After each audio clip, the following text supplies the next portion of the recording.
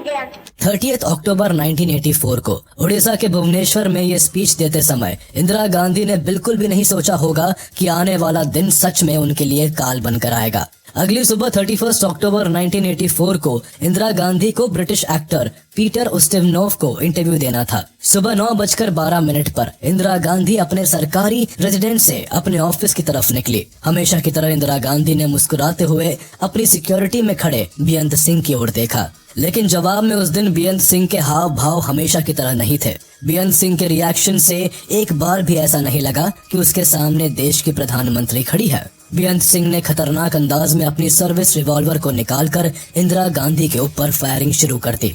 इंदिरा गांधी कुछ सोच पाती उससे पहले ही उनके दूसरे बॉडीगार्ड्स सतवंत सिंह ने भी उन पर गोलियां बरसानी शुरू कर दी। एक साथ पूरी मैगजीन इंदिरा गांधी के शरीर को छलनी कर चुकी थी। पॉइंट ब्लैंक रेंज से लगभग 30 बुलेट इंदिरा गांधी पर बरसा दी गई थी। कभी देश के लिए अमेरिका तक से भिड़ जाने को तैयार रहने वाली इंदिरा गांधी आज अपनों के हाथों ही मारी जा चुकी थी और असहाय होकर वही अपनी मौत की प्रतीक्षा कर रही थी। बेअंत सिंह और सतवंत सिंह ने इंदिरा गांधी के ऑर्डर पर गोल्डन टेम्पल पर 5 महीने पहले किए गए मिलिट्री ऑपरेशन ब्लू स्टार का बदला ले लिया था। क्या था ऑपरेशन ब्लू स्टार, क्यों इसे अंजाम दिया गया था और कैसे इस ऑपरेशन ने सिखों के मन में इंदिरा गांधी के लिए घृणा पैदा कर दी थी।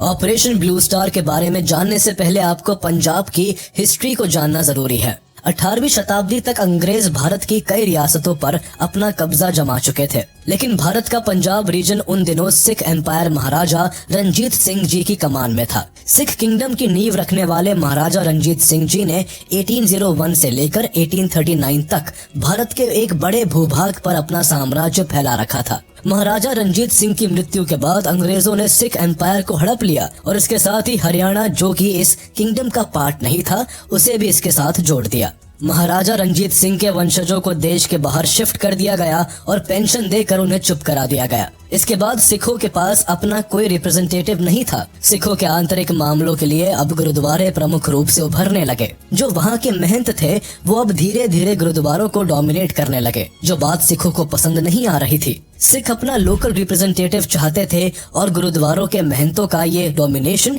उन्हें एक्सेप्टेबल नहीं था। इसके बाद 1920 में सिखों ने अकाली दल बनाई और अकाली मूवमेंट की शुरुआत कर डाली।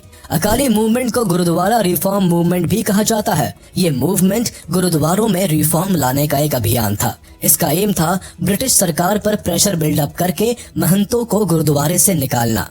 इस मूवमेंट में 175 सिखों के दल ने मिलकर शिरोमणि गुरुद्वारा प्रबंधक समिति यानी कि SGPC बनाई। इतने बड़े लेवल पर जब प्रेशर पड़ा तब ब्रिटिश सरकार ने 1920 SGPC मूवमेंट को लीगल स्टेचर देते हुए सिख गुरुद्वारास एक्ट 1925 पास किया और इसके साथ ही गुरुद्वारों के मैनेजमेंट की पूरी जिम्मेदारी और कार्य इस कमेटी को सौंप दी गई। तब से लेकर आज तक SGPC ही गुरुद्वारों के मैनेजमेंट का ख्याल रखती है, जहां बाकायदा पोस्ट बनी है जिसके लिए वोटिंग की जाती है। फिर इससे चुने हुए रिप्रेजेंटेटिव्स ही गुरुद्वारों को चलाते हैं। बहरहाल SGPC और अकाली दल दोनों ही सिखों को फ्रंट से लीड करते रहे। भले ही इस एम्पायर को अंग्रेज लूटते रहे, लेकिन यहाँ के सारे आंतरिक मामलों की जिम्मेदारी SGPC और अकाली दल के कंधों पर ही बनी रही। और शायद इसी वजह से इन सिख लीडर्स को ये लगता रहा कि जब अंग्रेज भारत छोड़ जाएंगे तो सिख एम्पायर दोबारा इन्हें वापस मिल जाएगा। लेकिन इन्होंने सपने में भी ये नहीं सोचा था कि अंग्रेज जाते जाते भारत को 2 टुकड़ों में बांट जाएंगे और पंजाब का एक बड़ा हिस्सा इस बंटवारे के भेंट चढ़ जाएंगे। बहरहाल जब वर्ल्ड वॉर 2 शुरू हुआ तब भारत में भी आजादी की मांग तेज हो गई। हालांकि तब सिखों ने अलग देश या अपने सिख साम्राज्य की मांग नहीं की थी, लेकिन 1940 में मुस्लिम लीग का लाहौर रेजोल्यूशन आया, जिसमें जिन्ना की अगुवाई में एक अलग मुस्लिम देश पाकिस्तान की मांग हुई। इसके साथ ही पाकिस्तान के स्टेट्स भी चुन लिए गए थे, जिसमें सिंध, बलोचिस्तान, खैबर पख्तूनख्वा और पंजाब का काफी बड़ा हिस्सा शामिल था। इस रेजोल्यूशन के आते ही सिखों में खलबली मच गई, क्योंकि अगर ये रेजोल्यूशन पास हो जाता तो पंजाब की 60% जमीन पाकिस्तान में चली जाती। इस वजह से सिखों की एक बड़ी आबादी डिवाइड हो जाती। इसके अलावा डिवाइडेड पंजाब के साथ ही सिखों के कई धार्मिक स्थल भी पाकिस्तान चले जाते। इसीलिए अकाली दल के कुछ नेताओं ने ब्रिटिशर्स से इस पार्टीशन को निरस्त कर देने के लिए रिक्वेस्ट भी की थी, लेकिन डिवाइड एंड रूल पॉलिसी को फॉलो करने वाले ब्रिटिशर्स ने उनकी इस बात पर ध्यान नहीं दिया, जिसके बाद अकाली दल ने ब्रिटिश गवर्नमेंट से थियोक्रेटिक स्टेट की मांग की, जिसे भारत सरकार लिमिटेड राइट्स और इंटरफेरेंस के साथ चला सकती थी। उनकी मांग थी कि अकाली दल के चुने हुए सदस्यों को पंजाब कैबिनेट में बराबर का हक दिया जाए। अकाली दल पंजाब के धार्मिक और आंतरिक मामलों में ऑटोनोमस रहे, लेकिन जब बंटवारा हुआ तो सिखों को हिंदू की कैटेगरी में रखा गया। इसी तरह से पंजाब का जो भाग पाकिस्तान को दिया गया, पार्टीशन के बाद राइट शुरू हो जाने के कारण वहां से भी सारे सिख इंडिया के पंजाब में आ गए। इस वक्त तक सिख नेताओं के मन में यह आशा थी कि उन्हें भारत और पाकिस्तान के बीच का बफर कंट्री बना दिया जाएगा, जिसमें कि अनडिवाइडेड पंजाब पूरी ऑटोनॉमी के साथ चलेगा, लेकिन ऐसा कुछ नहीं हुआ। इसी बीच भारत के होने वाले प्रधानमंत्री जवाहरलाल नेहरू ने कहा कि सिखों की भारत के लिबरेशन में बहुत बड़ी भूमिका रही है, इसीलिए स्वतंत्र भारत में Punjab as a semi autonomous unit operate करने के लिए अलाउड होंगे। इसी के साथ 1947 में भारत के इंडिपेंडेंस के साथ ही पंजाब पार्टीशन की भेंट चढ़ गया। पार्टीशन की वजह से पंजाब में काफी खून खराबे हुए और सिखों के हाथ बड़ी निराशा लगी, लेकिन सिखों ने हार नहीं मानी और 1955 में पंजाबी सूबा आंदोलन स्टार्ट कर दिया, जिसको अकाली दल लीड कर रहे थे। इस आंदोलन में सिखों ने एक ऑटोनोमस स्टेट की मांग की, जिसके बंटवारे का आधार पंजाबी भाषा थी। उन दिनों मास्टर तारा सिंह अकाली दल के प्रेसिडेंट थे, जो इस आंदोलन को लीड कर रहे थे। हालांकि इस आंदोलन के बाद ही 1966 में पंजाब रीऑर्गेनाइजेशन एक्ट के अंतर्गत पंजाब का पुनर्गठन हुआ। हरियाणा को पंजाब से अलग कर एक नया राज्य बना दिया गया। चंडीगढ़ को हरियाणा और पंजाब की संयुक्त राजधानी बनाया गया और पंजाब के पहाड़ी क्षेत्रों को हिमाचल में मिला दिया गया। अब पंजाब मुख्यतः पंजाबी बोलने वाले लोगों का ही क्षेत्र बनकर उभरा। लेकिन जब चंडीगढ़ को यूनियन टेरिटरी बनाया गया तो इससे सिखों में फिर नाराजगी बढ़ गई, क्योंकि यहाँ हिंदू ज्यादा थे और सिख कम। सरकार के इस फैसले से अकाली दल और एसजीपीसी काफी नाराज थे। इसके कुछ समय बाद ही पंजाब की 3 मुख्य नदियां रावी, ब्यास और सतलज में कैनाल सिस्टम बनवाया गया, जिससे हरियाणा और राजस्थान को भी पानी भेजा जा सके। जिसके बाद पंजाब को इन सभी नदियों से सिर्फ 23% ही पानी मिलने लगा। गवर्नमेंट के इस फैसले से अकाली दल और कुछ सेपरेटिस्ट नेता नाराज हो उठे और पंजाब में खालिस्तान मूवमेंट ने जन्म ले लिया। 70 के दशक की शुरुआत में चरण सिंह पंछी और डॉक्टर जगजीत सिंह चौहान ने पहली बार खालिस्तान की मांग की थी। 1980 आते आते खालिस्तानियों का प्रोटेस्ट अपनी लिमिट क्रॉस कर चुका था। दिन दहाड़े गोलियां चलाई जा रही थी, हिंदुओं को मारा जा रहा था। पंजाब के अंदर सारे लॉ एंड ऑर्डर खत्म हो चुके थे और ऐसे वायलेंट प्रोटेस्ट के पीछे हाथ था जरनैल सिंह भिंडरावाले का। सिख कम्युनिटी को रिप्रेजेंट करने वाले जरनैल सिंह भिंडरावाले एक रिलीजियस स्कॉलर थे।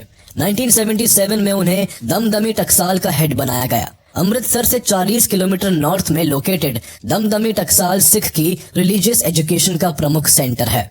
भिंडरावाले अपने भड़काऊ रिलीजियस स्पीच से लोगों को खूब इन्फ्लुएंस करता था। खासकर पंजाब का यूथ जरनैल सिंह भिंडरावाले को आइडल मानने लगा था। जरनैल सिंह भिंडरावाले की पंजाब में पॉपुलैरिटी के पीछे कांग्रेस का भी रोल था। 1977 में लोकसभा और पंजाब विधानसभा चुनाव में कांग्रेस को बुरी तरह हार मिली और पंजाब में Akali Dal and Janata party की कोalition सरकार बनी। उस समय अकाली दल के खिलाफ कांग्रेसी मुद्दे उठाने के लिए संजय गांधी ने खुद भिंडरावाले को आगे किया था और इसका रिजल्ट ये हुआ कि 1980 के पंजाब इलेक्शंस में एक बार फिर कांग्रेस सत्ता में आ गई और दरबारा सिंह को चीफ मिनिस्टर बनाया गया। पंजाब में कांग्रेस की सरकार बनने से जरनैल सिंह भिंडरावाले का रुतबा और बढ़ता चला गया। उसे पंजाब के अंदर और ज्यादा फेम मिल रहा था। भिंडरावाले जगह जगह सभाएं लगाकर रिलीजियस स्पीच देता था और लोगों को इन्फ्लुएंस करता था। पंजाब में एक अलग पहचान पाने के बाद भिंडरावाले का पर्पस भी बदल चुका था। पॉलिटिकल एजेंडा को किनारे रखकर वो सिर्फ सिख कम्युनिटी के बारे में सोचने लगा। उसे सिखों से भी नहीं बल्कि अपने पर्सनल एजेंडा से मतलब था, जहां वो पंजाब को एक ऑटोनोमस स्टेट बनाकर राज कर सके। उसके अनुसार पंजाब सिर्फ सिखों का स्टेट था। वो चाहता था पंजाब से हिंदू बाहर चले जाए। भिंडरावाले एक ऑर्थोडॉक्स सिख रिलीजियस जत्थेदार था जो कि खालिस्तान मूवमेंट को सपोर्ट करता था। हालांकि इसने खुद कभी एक अलग देश की मांग नहीं की, लेकिन इस मूवमेंट के अंतर्गत होने वाले सभी मिलिटेंट कामों में इसका सपोर्ट रहा था। धीरे धीरे भिंडरावाले पंजाबी मिलिटेंट ग्रुप में काफी पॉपुलर होने लगा। शुरुआत में इसका मकसद था कि पंजाब में सिर्फ पंजाबी बोलने वाले लोग रहे। दूसरी भाषा खासकर हिंदी बोलने वालों से या उनके सपोर्टर्स से भिंडरावाले को सख्त नफरत थी। अपनी इसी भाषाई नफरत को वो पूरे पंजाब में फैलाने लगा। इस वजह से पंजाब में सिख लोग हिंदू और हिंदी स्पीकिंग लोगों से नफरत करने लगे। इन्हें ये लगने लगा था कि हिंदुओं की वजह से ही पंजाब का बंटवारा हुआ है। भिंडरावाले इसी प्रोपेगेंडा को फैलाता हुआ पंजाब में हिंदी और पंजाबी भाषा बोलने वाले लोगों के बीच नफरत की दीवार खड़ी कर रहा था। आगे चलकर ये दीवार इतनी बड़ी हो गई कि जो पंजाबी और सिख लोग हिंदी को सपोर्ट करते थे उन्हें भी गद्दार साबित किया जाने लगा और लोग उनसे नफरत करने लगे। इसी दरमियान पंजाब केसरी न्यूज़पेपर के एडिटर लाला जगत नारायण को हिंदी को सपोर्ट करने की वजह से दिन दहाड़े असैसिनेट कर दिया गया। इस मौत का जिम्मेदार भिंडरावाले को ठहराया गया, लेकिन आरोप के बावजूद उसे गिरफ्तार करने के 2 दिन के अंदर रिहा कर दिया गया। जेल से छूटने के बाद जरनैल सिंह भिंडरावाले की पॉपुलैरिटी और उसके भड़काऊ भाषण और ज्यादा बढ़ गए। इन्हीं दिनों अकाली दल और एसजीपीसी के लोग आनंदपुर साहिब रेजोल्यूशन के साथ कांग्रेस पर हावी होने लगे थे, जिस वजह से कांग्रेस पर काफी प्रेशर बनने लगा था। यहाँ कांग्रेस से भिंडरावाले की पॉपुलैरिटी को ध्यान में रखते हुए पंजाब में अपनी सरकार बनाने के लिए भिंडरावाले को टिकट दे दी और उसे सपोर्ट करने लगी। लेकिन ये दाव तब उल्टा पड़ गया जब भिंडरावाले ने कांग्रेस से गद्दारी करके आनंदपुर साहिब रेजोल्यूशन को लेकर अकाली दल से हाथ मिला लिया। इसके ठीक बाद 1982 में भिंडरावाले और अकाली दल ने मिलकर एक रिलीजियस पॉलिटिकल मूवमेंट धर्म युद्ध मोर्चा की शुरुआत की। कहने को ये एक पीसफुल प्रोटेस्ट था जो कि आनंदपुर साहिब रेजोल्यूशन की मांगों को पूरा करने के लिए चलाया जा रहा था। लेकिन जहां भिंडरावाले हो वहां पीस कैसे हो सकता था।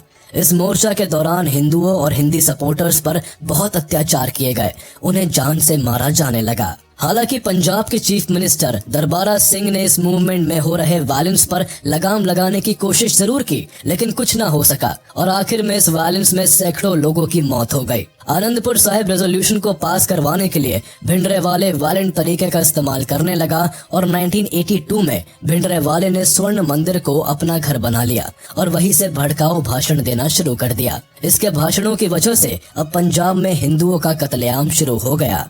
जरनैल सिंह भिंडरावाले गोल्डन टेम्पल को अपना ऑफिस समझने लगा था। पूरे गिरोह के साथ गोल्डन टेम्पल में हथियार इकट्ठा करने लगा था। 15 दिसंबर 1983 को जरनैल सिंह भिंडरावाले गोल्डन टेम्पल के अंदर अकाल तख्त पर जाकर बैठ गया। अकाल तख्त को चुनने के पीछे का कारण ये था कि भिंडरावाले को इस बात पर पूरा यकीन था कि इंडियन गवर्नमेंट यहाँ किसी भी कीमत पर हमला नहीं करवा सकती और अगर किया भी तो पूरे देश में दंगे फैल जाएंगे। धीरे धीरे पंजाब भारत के हाथ से निकलता जा रहा था। गवर्नमेंट को महसूस हो गया था कि जरनैल सिंह भिंडरावाले ही इस पूरे कॉन्फ्लिक्ट की जड़ है, जिसके बाद इंदिरा गांधी ने भिंडरावाले को अरेस्ट करने का प्लान बनाना शुरू कर दिया।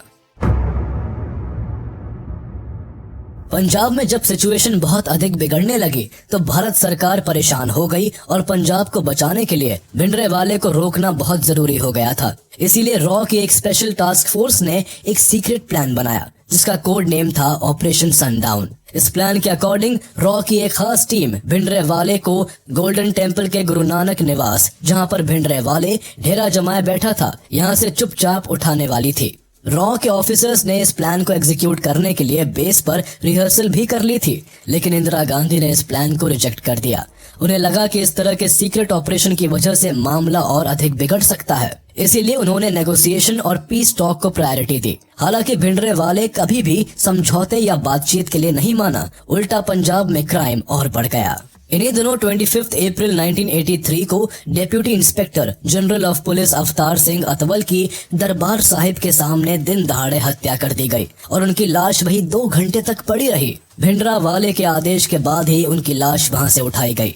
इस घटना के कुछ वक्त बाद ही वहां 6 हिंदू बसों को बीच रास्ते में रोक दिया गया और उसमें फंसे पैसेंजर्स को मार दिया गया। इन दोनों घटनाओं के बाद अब भारत सरकार की सब्र की सीमा खत्म हो गई थी। अब इंदिरा गांधी ने एक फोर्सफुल ऑपरेशन की मंजूरी दे दी, जिसके तहत भिंडरावाले को जिंदा या मुर्दा पकड़ने का आदेश दिया गया था। 31 मई 1984 की शाम को मेरठ में 9 इन्फेंट्री डिवीजन के कमांडर मेजर कुलदीप सिंह बरार को वेस्टर्न हेडक्वार्टर ने फोन करके उनकी इमरजेंसी मीटिंग की जानकारी दी। उस समय मेजर कुलदीप सिंह बरार छुट्टी पर थे और वो अपनी फैमिली के साथ बाहर घूमने का प्लान बना रहे थे। हेडक्वार्टर से ऑर्डर मिलते ही मेजर कुलदीप सिंह बरार उसी दिन वेस्टर्न कमांड हेडक्वार्टर के लिए निकल पड़े। चंडीगढ़ से 5 किलोमीटर दूर चंदी मंदिर में लोकेटेड वेस्टर्न कमांड हेडक्वार्टर पहुंचकर मेजर कुलदीप सिंह बरार को ऑपरेशन ब्लू स्टार की जानकारी दी गई। इस ऑपरेशन को कमांड करने का ऑर्डर मिला। उन्हें बताया गया कि पंजाब में हालात बहुत खराब हो चुके हैं। जरनैल सिंह भिंडरावाले ने पूरे गोल्डन टेम्पल पर कब्जा कर लिया है। अगर सख्ती से कदम नहीं उठाए गए तो धीरे धीरे पंजाब भारत के हाथ से निकल जाएगा। इस ऑपरेशन का मेन एम था जरनैल सिंह भिंडरावाले और उनके समर्थकों को अकाल तख्त से जिंदा या मुर्दा किसी भी तरह बाहर निकालना। 1 जून 1984 को इंदिरा गांधी ने पंजाब के अंदर बढ़ते वायलेंस पर देश को संबोधित करते हुए कहा कि हम बातचीत के लिए तैयार हैं, लेकिन जरनैल सिंह भिंडरावाले किसी भी तरह की बातचीत के लिए राजी नहीं हुआ। इसके बाद इसी दिन पूरे पंजाब में पूरी तरह से कर्फ्यू लगा दिया गया। ट्रेन सर्विसेज रोक दी गई। सभी न्यूज रिपोर्टर्स को अमृतसर छोड़ने का आदेश दे दिया गया। 2 जून 1984 को सेना ने पाकिस्तान बॉर्डर को पूरी तरह से सील कर दिया। 3 जून 1984 को गुरु अर्जन सिंह का शहीदी दिवस था। गोल्डन टेम्पल में हजारों की संख्या में लोगों का आना जाना था। जरनैल सिंह भिंडरावाले और उनके साथियों को पता चल चुका था कि आर्मी उनके चारों तरफ पहुंच चुकी है। इसीलिए जो लोग गोल्डन टेम्पल के अंदर माथा टेकने जा रहे थे उन्हें अंदर ही रोक लिया गया। गोल्डन टेम्पल के बाहर खड़ी आर्मी लोगों से बाहर निकलने का अनाउंसमेंट कर रही थी, लेकिन भिंडरावाले टेम्पल के अंदर गए लोगों को अपनी ढाल बनाने की कोशिश कर रहा था। 4 जून 1984 को आर्मी के एक सोल्जर को गोल्डन टेम्पल के अंदर भिंडरावाले और उसके साथियों की पोजीशन चेक करने के लिए सिविल क्लोथ्स में भेजा गया। 5 जून 1984 को सुबह 4 बजे मेजर कुलदीप सिंह बरार ने अपने सभी सोल्जर्स के साथ मीटिंग की और सुबह 10 बजे ब्लैक जर्सी में पैराशूट रेजिमेंट के कमांडोज ने सामने से अटैक शुरू कर दिया। कमांडोज को गोल्डन टेम्पल को चारों तरफ से घेराबंदी करके अकाल तख्त की ओर बढ़ना था, लेकिन कमांडोज कुछ ही दूर आगे बढ़ पाए थे कि सामने से भिंडरावाले और उसके साथियों के द्वारा उन पर गोलीबारी शुरू कर दी गई। ऑटोमेटिक राइफल से किया गया यह अटैक इतना घातक था कि कई कमांडोज तुरंत शहीद हो गए। पहले 45 मिनट में ही सेना को पता चल गया था कि गोल्डन टेम्पल के अंदर छिपे मिलिटेंट काफी मजबूत हथियारों के साथ डटे हुए हैं। उनसे लड़ पाना इतना आसान नहीं था। इसके बाद मेजर कुलदीप सिंह बरार ने कमांडोज को सीधा अकाल तख्त के पास पहुंचकर अंदर स्टन ग्रेनेड फेंकने का आदेश दिया। मेजर कुलदीप सिंह बरार चाहते थे कि जब खालिस्तानी मिलिटेंट के आसपास स्टन ग्रेनेड्स गिरेंगी तो उसी वक्त कमांडोज अंदर घुस जाएंगे, लेकिन अकाल तख्त के अंदर घुसे मिलिटेंट्स ने पहले से ही विंडोज से लेकर दरवाजे तक को सैंडबैग और ब्रिक वॉल से बंद कर दिया था। मिलिट्री जो भी स्टन ग्रेनेड फेंकती वो सभी दीवार से लगकर वापस आ जाते। इससे इनका रिएक्शन सबसे ज्यादा सेना पर ही हो रहा था। रात होने के साथ ही भारतीय सेना के तीनों जनरल्स ने 3 तरफ से एक साथ हमला करने का फैसला किया। इस प्लान के तहत 10 गार्ड्स, एक पैरा कमांडो बटालियन और स्पेशल फ्रंटियर फोर्स को सामने की तरफ से मेन गेट से हमला करना था, जिसके बाद 26 मद्रास बटालियन और 9 कुमाऊन बटालियन टीम बनाकर हॉस्टल कॉम्प्लेक्स के साउथ गेट से हमला करते। 10 गार्ड्स का काम था कि वो नदन विंग पर तैनात स्पेशल फ्रंटियर फोर्स को सपोर्ट करते हुए